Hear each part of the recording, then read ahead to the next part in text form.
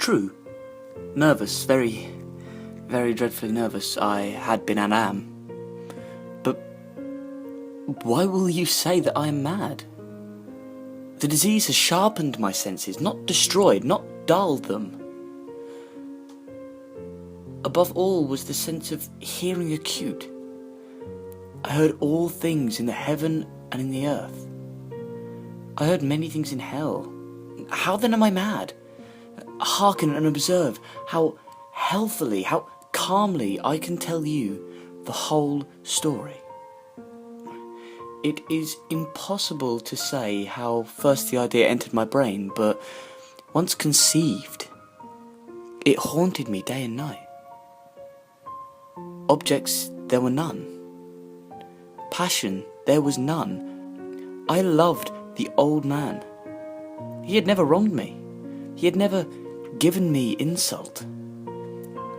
For his gold I had no desire. I think it was his eye. Yes, it was this. He had the eye of a vulture, a pale blue eye with a film over it. Whenever it fell upon me, my blood ran cold. And so by degrees, very gradually, I made up my mind to take the life of the old man and thus rid myself of the eye forever. Now at this point, you fancy me mad. Madmen know nothing, but you should have seen me.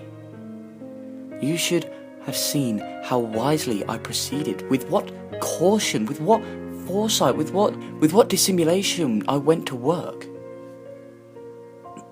I was never kinder to the old man than during the whole week before I killed him. And every night, about midnight, I turned the latch of his door and opened it, oh so gently. And then, when I had made an opening sufficient for my head, I put in the dark lantern, all closed so that no light shone out. And then I thrust in my head. Oh, you would have laughed to see how cunningly I thrust it in. I moved it slowly, very, very slowly, so that I might not disturb the old man's sleep. It took me an hour to place my whole head in with the opening so far that I could see him as he lay upon his bed. Would a madman have been so wise at that? And then, when my head was well within the room, I undid the lantern cautiously, oh so cautiously for the creak of hinges. I undid it just so much that a single thin ray fell upon the vulture eye. And this I did for 7 long nights, every night just at midnight. But I found the eye always closed, and so it was impossible to do the work, for it was not the old man who vexed me, but his evil eye. And every morning, when the day broke, I went boldly into the chamber and spoke courageously to him, calling him by name in a hearty tone, and inquiring how he has passed the night. So you see, he would have been a very profound old man indeed to suspect that every night, just at 12, I looked in upon him while he slept. Upon the 8th night, I was more than usually cautious at opening the door. The watch's minute hand moved more quickly than did mine. Never before that night had I felt the extent of my own powers, of my sagacity. I could scarcely contain my feeling of triumph. To think that there I was, opening the door little by little, and he not even to dream of my secret deeds or thoughts. I fairly chuckled at the idea. And perhaps he heard me, for he moved on the bed suddenly, as if startled. Now, you may think that I drew back, but no. His room was as black as pitch with the thick darkness, for the shutters were closed fastened through fear of robbers, and so I knew that he could not see the opening of the door, and I kept pushing it on steadily. I had my head in and was about to open the lantern when my thumb slipped upon the tin fastening, and the old man sprang up in bed crying out, "Who's there?" I kept quiet, still, and said nothing. For a whole hour, I did not move a muscle. And in the meantime, I did not hear him lie down. He was still sitting up in the bed listening, just as I had done, night after night, hearkening to the death watches in the walls.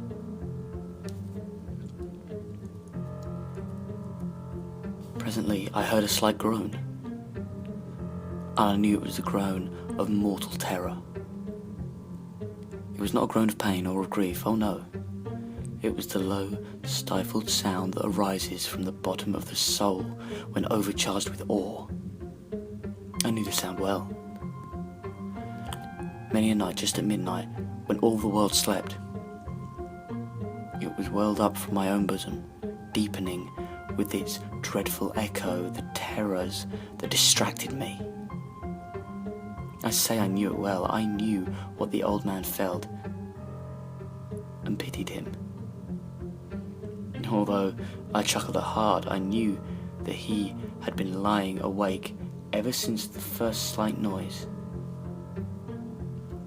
When he had turned in the bed, his fears had been ever since growing upon him. He had been trying to fancy them causeless, but could not. He had been saying to himself, "It is nothing but the wind in the chimney. It is only a mouse crossing the floor, or it's merely a cricket which has made a single chirp." Yes, he had been trying to comfort himself with these suppositions, but he had found them all in vain. All in vain, because death, in approaching him, had stalked with his black shadow before him and enveloped the victim. It was the mournful influence of the unperceived shadow that caused him to feel, although he never saw nor heard, to feel the presence of my head within the room. When I had waited a very long time, very patiently, without hearing him lie down, I resolved to open a very, very little crevice in the lantern. So I opened it. You cannot imagine how stealthily, until at the length of a single dim ray, like the thread of a spider, shot out from the crevice and fell full upon the vulture eye. It was open, wide open, and I grew furious as I gazed upon it. I saw it with perfect distinctiveness, all a dull blue with a hideous veil over it that chilled the very marrow in my bones. But I could see nothing else of the old man's face or person, for I had directed the ray, as if by instinct, precisely upon that damned spot. And I have not told you that what you mistake for madness is but over-acuteness of the senses? Now, I say, there came to my ears a low, dull, quick sound, such as a watch makes when enveloped in cotton. I knew that sound too well. It was the beating of the old man's heart. It increased my fury, as the beating of a drum stimulates the soldier into courage. But even yet, I refrained and kept still. I scarcely breathed. I held the lantern motionless. I tried how steadily I could maintain the ray upon the eye. Meantime, the hellfish tattoo of the heart increased. It grew quicker and quicker and louder every instant. The old man's terror must have been extreme. It grew louder, I say, louder every moment. Do you mark me well? I have told you that I am nervous, so I am. And now, at the dead hour of the night, amid the dreadful silence of the old house, so strange a noise as this excited me to uncontrollable terror. Yet for some minutes longer, I refrained and stood still. But the beating grew louder, louder. I thought my heart must burst. And now, a new anxiety seized me. The sound will be heard by the neighbours. The old man's hour had come. With a loud yell, I threw open the lantern and leapt into the room. He shrieked once, only once. In an instant, I dragged him to the floor and pulled the heavy bed over him. I then smiled gaily to find the deed so far done. But for many minutes, the heart beat on with a muffled sound. This, however, did not vex me. It would not be heard through the wall. At length, it ceased. The old man was dead. I removed the bed and examined the corpse. Yes, he was stone dead. I placed my hand upon the heart and held it there many minutes. There was no pulsation. He was stone dead. His eye would trouble me no more. Still, you think me mad. You think so no longer when I describe the wise precautions I took from the concealment of the body. The night waned, and I worked hastily, but in silence. First of all, I dismembered the corpse. I cut off the head, and the arms, and the legs. I then took up 3 planks from the floor of the chamber, and deposited all between the scantlings. I then replaced the board so cleverly, so cunningly, that no human eye, not even his, could have detected anything wrong. There was nothing to wash out, no stain of any kind, no blood splatter whatsoever. I had been too wary for that. The tub had caught it all. When I had made an end of these labours, it was 4 o'clock, still dark as midnight as the bell sounded the hour. There came a knocking at the street door.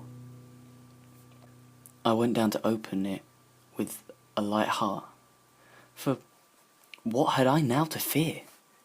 There entered 3 men, who introduced themselves with perfect suavity as officers of the police. A shriek had been heard by a neighbour during the night.